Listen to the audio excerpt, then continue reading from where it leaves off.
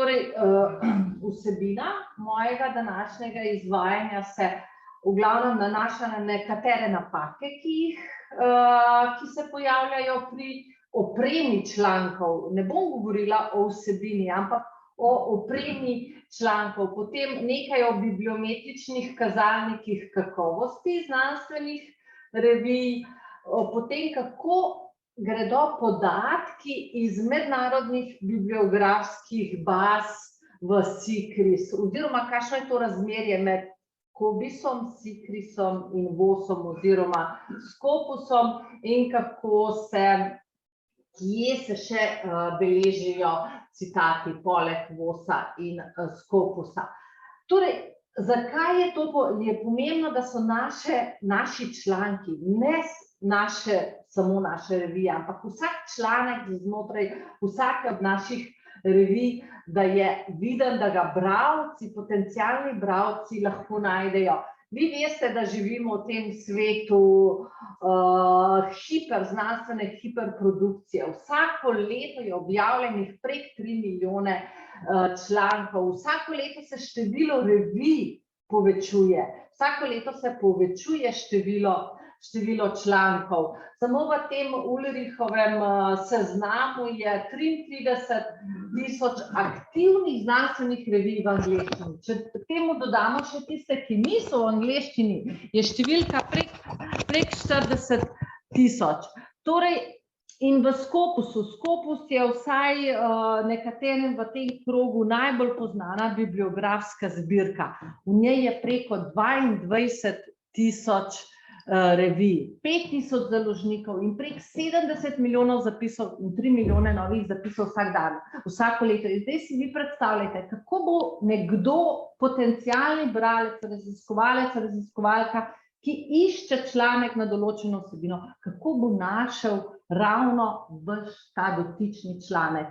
Ker način branja oziroma iskanja člankov se je v zadnjem desetletju ali 2 desetletjih spremenil. Redko kdo še prime fizično revijo in jo prelista od A do Ž, ampak gremo na selektivno iskanje tematsko ustreznih člankov.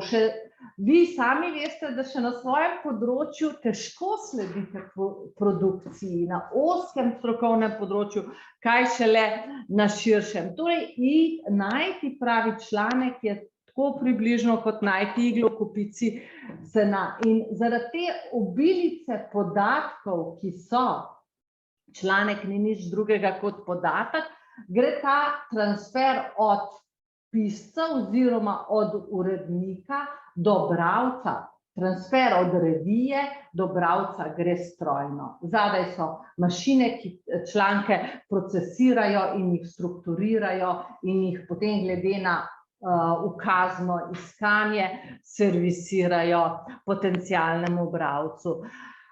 In večinoma bralci pridejo, to kažejo raziskave, bralci pridejo do člankov prek bibliografskih zbirk. Pogosteje, kot pa da bi grejo direktno na neko spletno stran določene revije. Zato je to zelo pomembno. Torej, osnovna oprema člankov, ime avtorja, avtorice, afiliacija, poštni e-naslov, citiranje članka, citiranje referenc je pomembno, citiranje pod črto, seznam referenc na koncu članka in izbor ključnih besed. To so tiste stvari, ki so lahko problematične, če se jih ne lotimo na pravi način. Torej, navajanje afiliacije. Na prvi pogled se zdi, da se tukaj ne da ničesar povedati, pa vendar v zadnjih letih, kaj vse se je pri naših člankih, torej pri člankih, ki so išli pri založbi ZRC, pojavilo, neverjetna širina nekih praks. Torej, od tega, da se afiliacija pojavlja v besedni zvezi, kot naprimer ZRC SAZU v Ljubljani ali na inštitutu tem pa tem na ZRC. Skratka, zadaj so mašine, ki rabijo pač imenovalniško obliko. Slovenščina je tak pregibni jezik in je to še kako pomembno. Tudi pri avtorju, kakršnakoli oznaka avtorja kot predstojnica inštituta je neprimerno. Skratka, osnovne oblike, inštitut, ZRC, avtor v imenovalniku in vse pač enote ločene z vejico in pri naslovih, vedno uradni naslov, Novi trg 2 in še posebej pomembno je pa to pravilno navajanje imena ZRC-jev in inštituta v slovenščini in angleščini.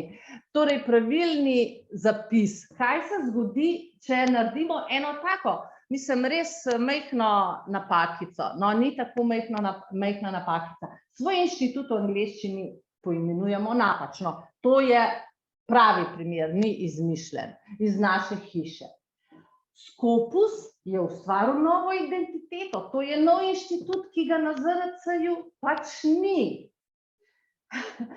In v enem trenutku je ZRC imel v Scopusu 50 različnih identitet. Mi smo tako inovativni, kaj vse smo pogruntali. Skratka, taki detajli so zelo, zelo pomembni, zelo natančen je treba biti. Ali pa pač to naše nesrečno ime in zapis center, britansko ali ameriško, samo ameriški zapis in je spet novo identiteto ZRC, ker je ni našel nekaj novega, drugo ime. Če bi človek to bral, ve, da je to ista ustanova. Skratka, in vsaka taka napaka zmanjša, da se članki v teh bazah grejo na kupček ZRC-ja, da jih potencialni bralec lahko najde in potem, da bodo, če bo bralec ta članek citiral, da se bo citat tudi v teh podatkovnih zbirkah viden. Torej, gremo naprej k osnovni opemi člankov, neustrezen naslov člankov. Torej, tudi še povem, te primeri niso izmišljeni, to so vse iz naših revij. Torej, skratka, da je pri vsem je treba uporabiti kanček neke zdrave pameti in se izogibati predolgim, prekompliciranim naslovom z veliko, ne vem, apostrofi, pomišljaji, oklepaji in tako naprej, ker to je močno poveča možnosti, da bo pri strojni obdelavi člankov lahko šlo kaj narobe in pogosto tudi gre. Potem pa pri navajanju literature na koncu članka. Torej, ta dolga črtica namesto ponavljajočega se priimka, ker če imate citiranih 5 enot mini Urbant, se vam ne da izpisovati Urbant vsakokrat in je ta črtica. Nekatere naše revije so to imele, mislim, da se v glavnem ta praksa ukinja in vidite, kako je ta enota, kaj je iz črtice potegnila mašina. Skratka, ker ni našla avtorja, je prevajalcema in še to samo 2 pripisala to avtorstvo. Torej, zgornji del, tako je v članku in spodnji del, tako je pa Scopus, tako so pa Scopusove mašine v bistvu prebavile ta članek.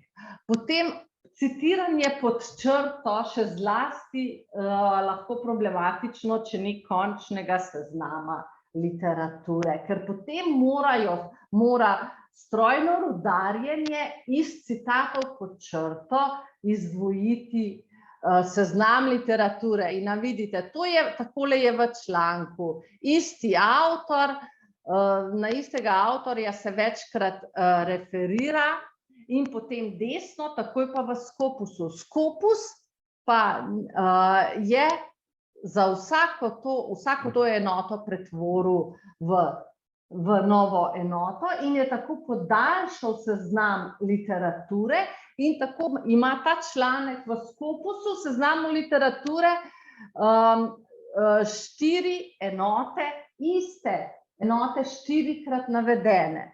Sej na prvi pogled bi rekel, ok, ne zgleda ravno profesionalno, ampak ima to lahko zelo dolgoročne posledice, ko bomo videli, kako se računa SNP.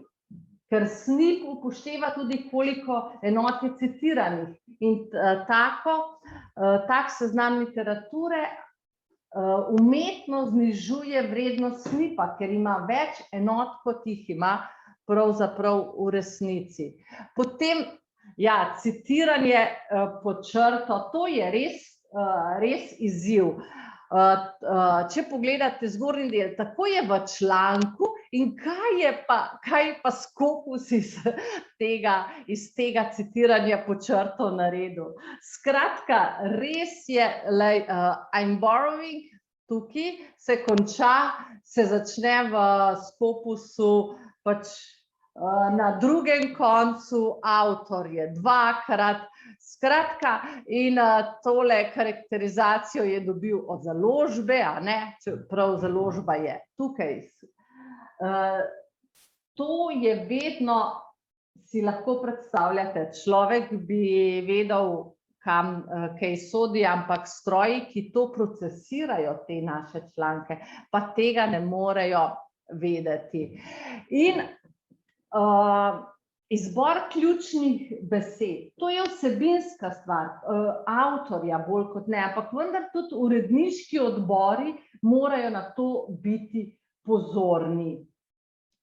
Naslov, potem izvleček in ključne besede so ključni elementi članka, ki prispevajo k temu, ali bo članek uspešen ali neuspešen v tem virtualnem svetu. In nasvet vseh, ki se ukvarjajo s publiciranjem, je, da ključne besede morajo biti drugačne od tistih v naslovu. Zato, ker iskalniki, bomo pogledali pozneje, iščejo po naslovu, po ključnih besedah in po abstraktu. Torej, če tebi uspe nek sinonim najti, in ga v drugi obliki to isto besedo zapisati v ključnih besedah, si povečal možnost, da bo tvoj članek najden. Zeleno je označeno tisto, kar je dobro. Pandemic v ključnih besedah COVID-19, a ne, potem pa Italian case v naslovu, v ključnih besedah Italy. Desno je pa tisto, kar se ponavlja, in to je zamujena priložnost. Legal precarity v obeh delih, v obeh elementih tega članka. V bistvu, če bi nek sinonim za migration in legal precarity, ta avtorica našla, bi s tem mogoče povečala, ker ljudje iščemo, se veste, po različnih ključnih besedah. To zeleno počrtano, to je pa ravno tako v redu, ker so to nove besede, ki jih v naslovu ni. Tudi na to je v redu, da smo pozorni. Torej, bibliometrični kazalniki znanstvene odličnosti. Tukaj so trije kazalniki, ki jih večinoma, verjamem, zelo dobro poznate. IF, impact factor, potem je SNP in H-index. Torej, to so vsi mednarodni, vsi trije omenjeni, ki jih je pa ARRS pretvorila v njej lastne kazalnike, ampak bazirajo na tem A2 črtici, A1 črtica in potem ta čisti citati max, čisti citati 10 in H-indeks 10. Zdaj, na tem mestu bi samo H-indeks, se večinoma ga ARRS uporablja zgolj za vrednotenje posameznikov, ampak na določenih spletnih straneh, ko vi gledate kakšne revije, imajo pa tudi nekatere spletne strani oziroma ta orodja, te baze računajo tudi H-indeks za revije, tako da velja tudi za revije. Samo še na hitro, kaj H-indeks pomeni, ker je kompliciran in ga marsikdo ne ve čisto točno, kaj pomeni. H-indeks pomeni, recimo H-indeks 10 bi pomenil, da je 10 člankov vsaj 10-krat citiranih. H-indeks 5 pomeni, da je vsaj 5 člankov 5-krat citiranih. Ta H-indeks je dober, ker povprečje pokaže. A veste, vi tudi sami veste, imate članek, ki je odlično citiran, in potem imate pa celo vrsto člankov, ki so zelo malo ali niso citirani. H-indeks je pa povprečje tako posameznika, kot tudi revije. Nastanek indeksov citiranja. To ni od včeraj in še daleč ni to kakšna pogruntavščina ARRS-ja, daleč od tega. Prvi je nastal, impact faktor je nastal že leta 61, 50 let nazaj. Je tale jezikoslovec, poslovnež Eugene Garfield ga je naredil na poziv National Institute of Health, ki je v ZDA največji financer raziskav, še danes je največji financer raziskav, in po njihovem naročilu je naredil ta prvi citation index. In potem ga je nadgradil in 63. leta ga je poslal v svet pod imenom Science Citation Index in ustanovil Journal Citation Report, ki še danes obstaja, in Institute for Scientific Information. Bistvo pa je, da je leta 1992 to svoje znanje in ta orodja in to podjetje prodal Thomson Reutersu. To je novičarska agencija Reuters, vi poznate agencija Reuters. Oni živijo od prodajanja informacij, med drugim tudi znanstvenih informacij, in znotraj tega Thomson Reutersa, Thomsonove korporacije, se je pa 2016 odcepilo podjetje Clarivate Analytics. In oni so danes tisti, ki še vedno izdajajo tale Journal Citation Reports in računajo impact faktor, ki velja za revije, ki so v Web of Science, ker Web of Science je povezan z Thomson Reutersom. In namen takrat je bil, izvoren namen teh baz, da bi raziskovalcem, zainteresirani javnosti pomagal najti ustrezne članke. To je bil izvorni namen. Šele pozneje je tale National Institute of Health ugotovil, da to je pa super orodje, ki se ga da tudi uporabiti za vrednotenje raziskovalnega dela. Ampak to je bil drugotni namen. Prvi namen je bil pomagati najti ustrezne članke. Tako da je poleg danes ju mi pogosto te baze, obe dve najpomembnejši, Web of Science in Scopus, razumemo zgolj kot orodje za bibliometrične analize, ampak nikoli ne smemo pozabiti njune odlične vloge, ki jo igrata pri iskanju člankov. Torej, kako se impact faktor zaračuna? Zelo preprosto. V zgornjem delu ulomka imate število vseh citatov, recimo iz let 16 in 17, in v imenovalniku ulomka je pa število vseh člankov. Torej, tole je revija Nature in tale 41 pomeni, da v 2 letih je bil vsak članek v reviji Nature citiran 41krat. V 2 letih. Torej, impact faktor 1 pomeni, da je vsak članek enkrat citiran v 2 letih. In to faktor vpliva za vsako preteklo leto, tale Clarivate Analytics izdava svoje Journal Citation Report. Potem je pa najnovejša konkurenca, mnogo mlajši je pa Scopus. Scopus je bil pa evropski odziv na ameriški Web of Science in na Thomson Reuters. Web of Science je zelo selektiven, zelo izbirčen in ima mnogo slabšo vključenost evropskih revij kot Scopus, ki je poslovno povezan z Elsevierjem in tudi zlasti ima slabšo vključenost revij z področja humanistike in družboslovja. Scopusov indeks se pa imenuje SNP, vpeljan je bil leta 2012 in za razliko od impact faktorja pa upošteva tudi kontekstualni vpliv publikacij. Torej, da povem preprosto.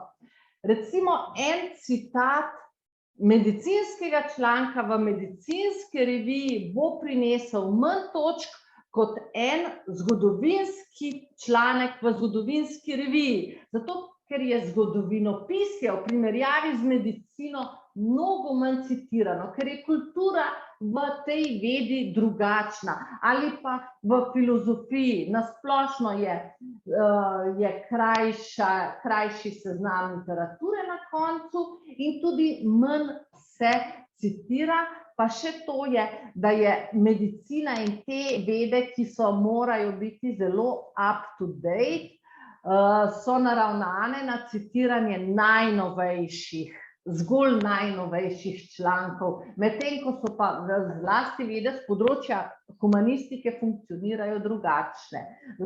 Zato je SNIP za humanistiko in družboslovje mnogo primernejši, torej upošteva to neko citacijsko kapaciteto področja in upošteva tudi, kako dolg je seznam literature na koncu vsakega članka. Torej, najbolj bi bilo, če bi v vaših revijah na koncu imeli med citiranimi enotami samo članke iz vaših revij in zelo malo teh člankov. To je stvar, pač ne funkcionira tako, prav je, da ne funkcionira tako, ampak skratka tudi dolžina seznama literature vpliva na SNIP faktor. In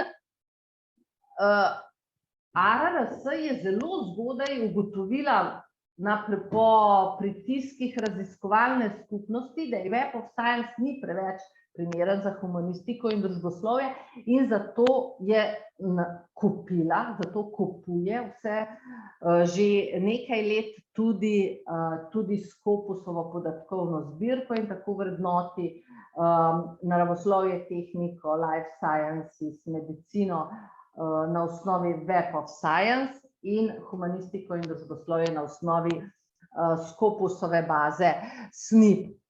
Nekaj razlik je.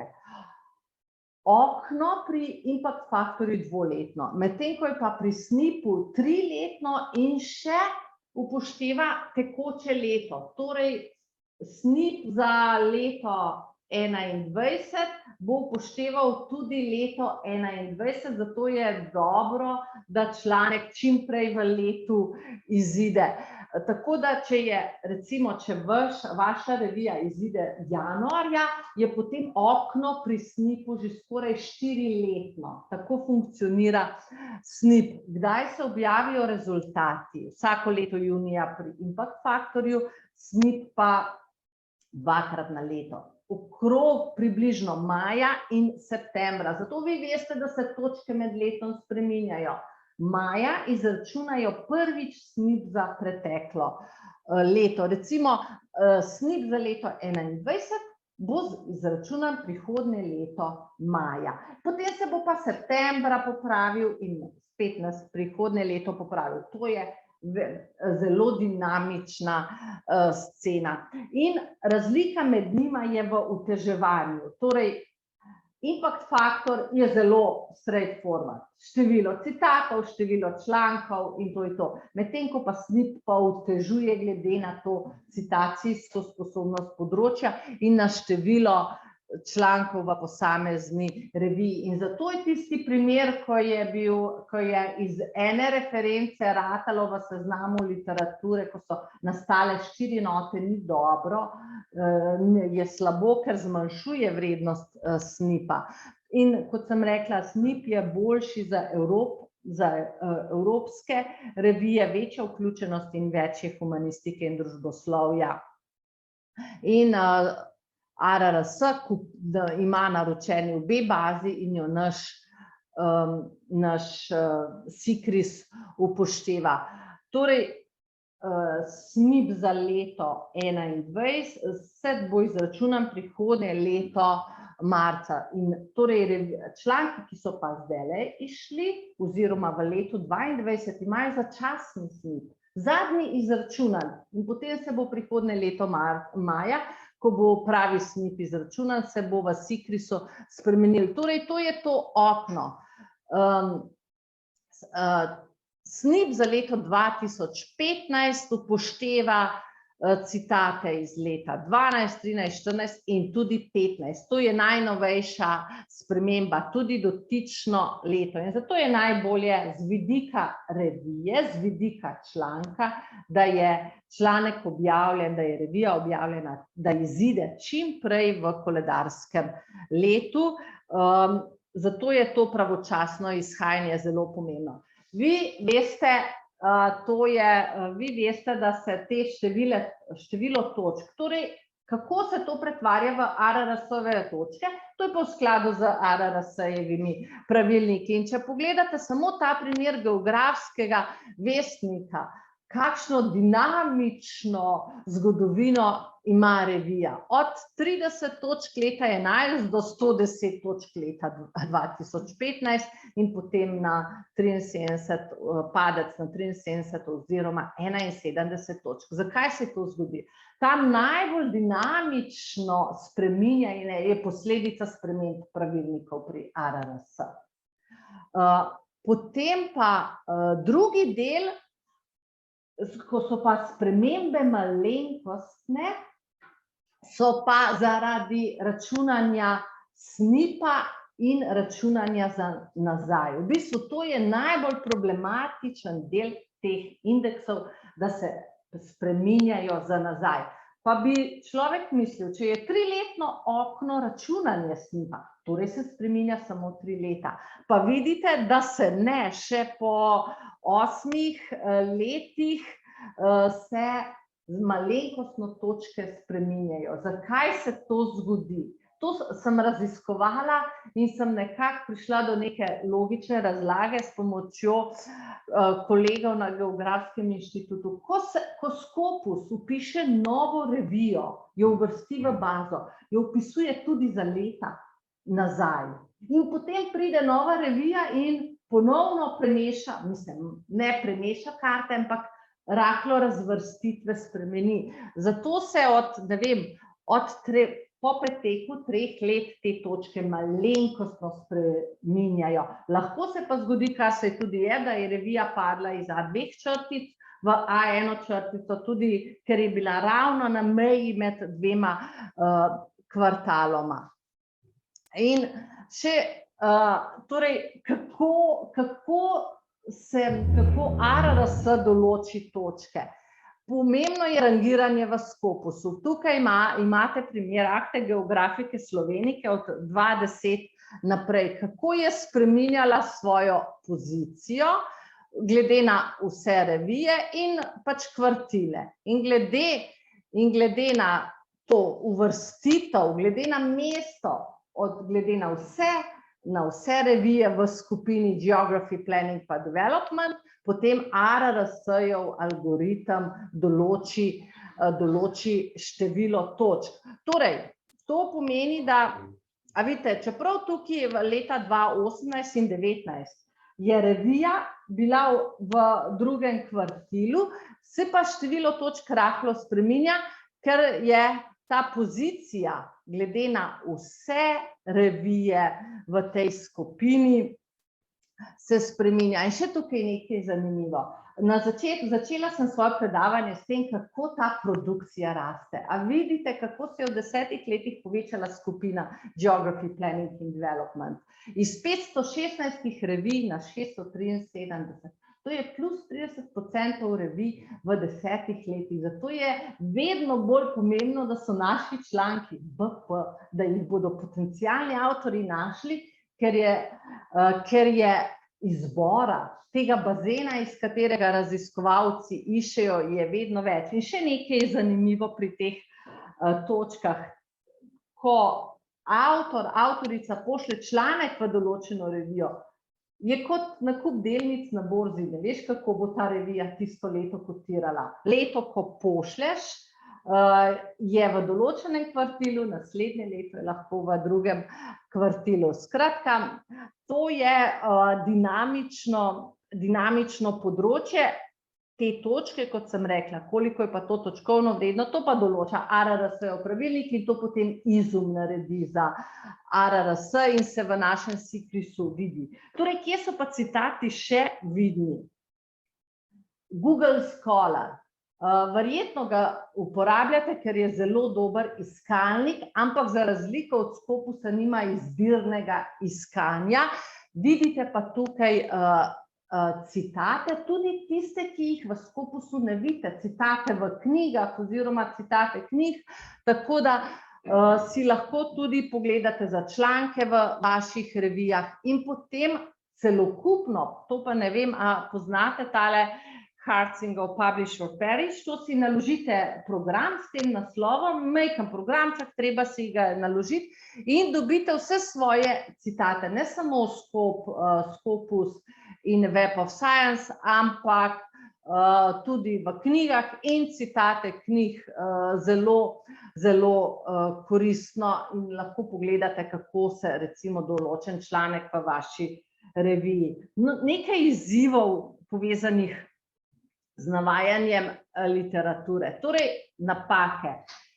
V seznamu literature na koncu članka ena sama napaka in se ta navedba te enote ne bo povezala z izvorno navedbo članka v Scopusu in citat ne bo zabeležen. Recimo tukaj je en primer v reviji, so tele strani napisane, so drugače, strani razlikujejo od strani, ki so v Scopusu navedene. Zakaj je tako nastalo? Ampak tudi, torej, če nekdo, te dva citata se nista mogla povezati, zato ker je stroj ne najde, da je to isti članek.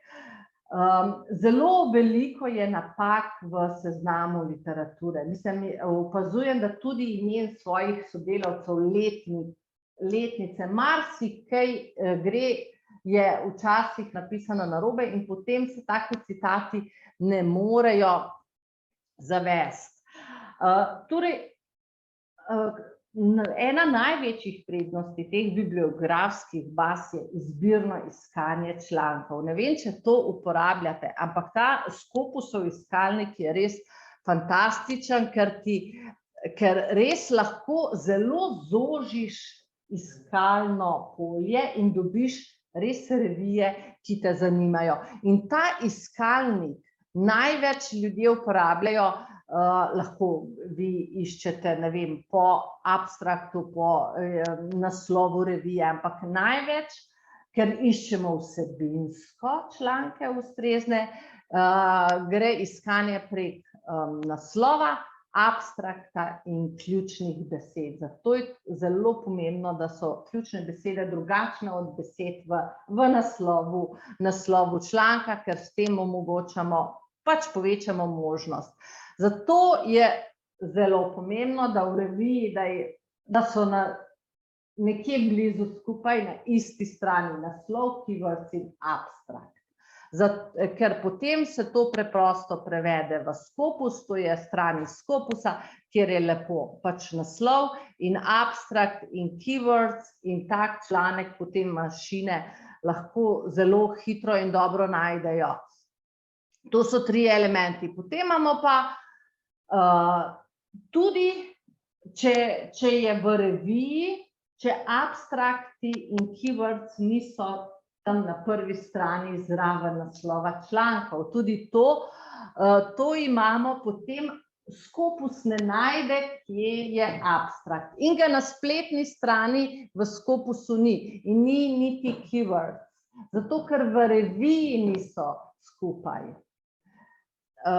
In seveda, ko potem nekdo, ki išče, bo ta članek našel samo, če bo eno od teh besed, ki so v naslovu. Nima pa možnosti, da bi ta članek bil najden tudi na osnovi drugih besed, ki bi morda bile v abstraktu ali pa v keywords. Torej, kako gre povezava med bazami COBISS, Web of Science in CICRIS? Torej, osnova je COBISS, vi veste, vse mora biti upisano v COBISS, s tem tukaj nimamo težav, potem je pa SICRIS tisti, na osnovi katerega recimo ARRS vrednoti raziskovalno uspešnost. Web of Science pa Scopus sta pa v bistvu vmesnika. Podatki grejo preko COBISS-a v Web of Science in Scopus in potem v SICRIS. Torej, če nečesa ni ali v COBISS-u ali v Scopusu, ne more pristati v SICRIS-u. Scopus posodablja podatke vsak dan, Web of Science enkrat na mesec. In zakaj je ta iskalnik Web of Science pa so zlasti Scopusov zelo dober?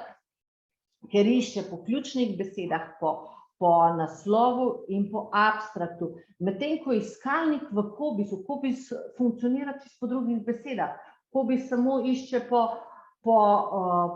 naslovu, ker ima zelo redko, če boste kdaj pogledali, abstraktov je v COBISS-u zelo malo. Ključnih besed, ki jih avtor določi, pa sploh ni, ker je v skladu z nekimi standardi. Knjižničarji določijo neka, kako se jim reče, predmetna področja, in vi veste, geografija rata domoznanstvo, ker imajo neke ustaljena predmetna področja. Skratka, in zato je Scopus mnogo boljši. In kako vi, ko vidite recimo en članek iz vaše revije ali pa svoj članek v SICRIS-u, kako veste, kaj pomeni kaj. Zdaj, A2 je kvartil. Kako Scopus uvrsti to revijo? Zdaj, katero bazo SICRIS upošteva? Vidite, tista baza je podčrtana, ker Acta Geographica Slovenica je v več bazah, je v Science Citation Index in v Scopusu družboslovje. In izbrana baza je podčrtana. SICRIS ima eno pravilo, vedno vzame tisto, kar je za revijo najugodnejše. In za revijo v tem primeru je najbolj ugodno tole rangiranje drugih kvartil v geografiji. Vidite, tukaj v Science Edition v Scopusu je v prvem kvartilu, ampak tega ne upošteva, ker upošteva Scopus družboslovje, ker vse naravoslovje izumov algoritem upošteva podatke za Science Citation Index oziroma Web of Science. Zato je ta ne pride na nek način upoštev. V Science Citation Index je pa revija šele v 4. kvartilu in zato je pač najboljše ta uvrstitev, Scopusova uvrstitev. In tako tukaj pač vidite te indekse različne, SNP, Web of Science, kateri se upoštevajo pa vedno podčrtano. Torej, kako še pridemo do večje vidnosti člankov? Nek povzetek, seznam literature. Torej, ne bodite tukaj preveč inovativni, oziroma tudi, če ima vaša revija neko zgodovino drugačnega navajanja vrstnega reda. Mislim, sledite mainstreamu sodobnih revij. Ta svet se je tako spremenil in ni več naklonjen takim individualizmom. Treba je iti, hočeš, nočeš, nek mainstream, tako kot da je to strojno berljivo in si s tem povečate možnost vidnosti. Torej, lep, urejen, končni seznam literature, pravilen in res brez napak. To je na koncu, bi rekla, morate kot uredniki, člani uredniškega odbora posebej pogledati, če članek citira članek iz vaše ta iste revije.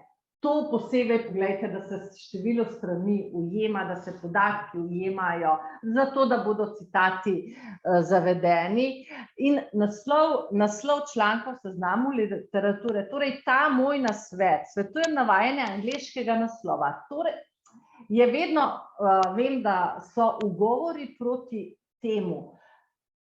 Če imate vi v reviji, ki izhaja v slovenščini, pa ima samo angleški povzetek, je res manj primerno mogoče ali pa nehigijenično navajanje angleškega naslova, ampak ugotovili smo, če so v seznamu literature navedeni angleški naslovi člankov, bojo mašine veliko lažje pravilno povezale ta članek. Zato, ker je v Scopusu vedno, se spomnite tudi tistega članka s klobasastim naslovom, vedno je na prvem mestu angleški članek, tako preoblikuje vsak zapis članka v Scopusu.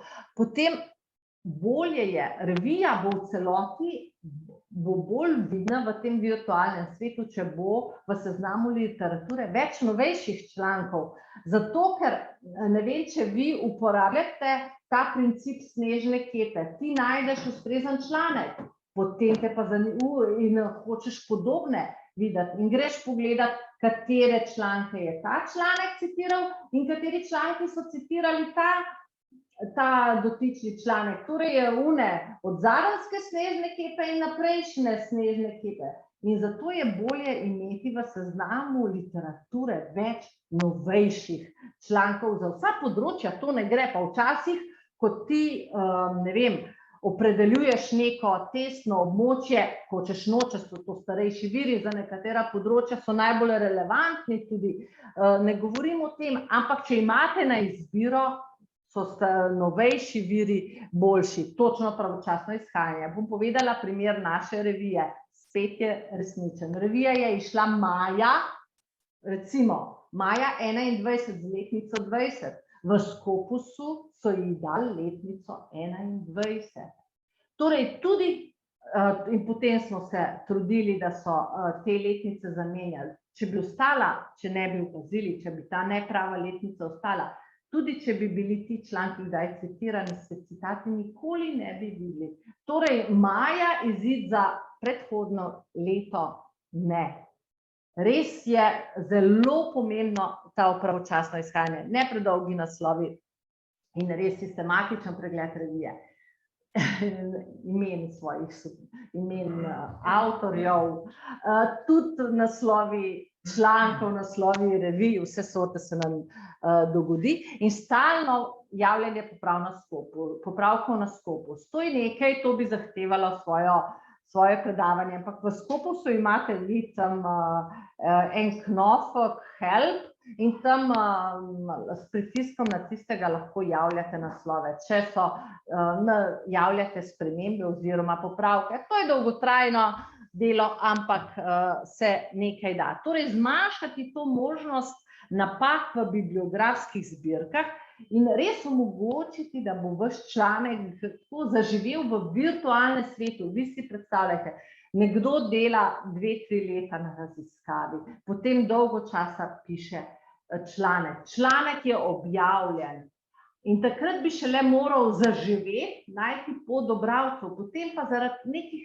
takih drobnarij, ki niso omembe vredne v primerjavi z vso raziskavo, ki je zadaj, v primerjavi z investiranim časom v pisanje tega članka, zaradi neke neumnosti, kot je vštevilčenje strani, članek ne bo v bibliografskih bazah pravilno zaveden. To je res nekaj dela, ampak v primerjavi s predhodnim vloženim delom zelo malo. Torej, naša naloga je izdajati kakovostne članke, izdajati članke, ki ne bodo vsebovali napak v tej opremi članka, na začetku in na koncu članka. In naš cilj ni biti citiran, ampak naši članki bodo citirani, če bomo to, kar sem ravnokar rekla, zagotovili, da so članki kakovostni, vsebinsko kakovostni in da so tehnično BP, potem bo citiranje tudi nek stranski produkt trdega in dobrega dela. Tako, s tem sem zaključila, lepa hvala za pozornost.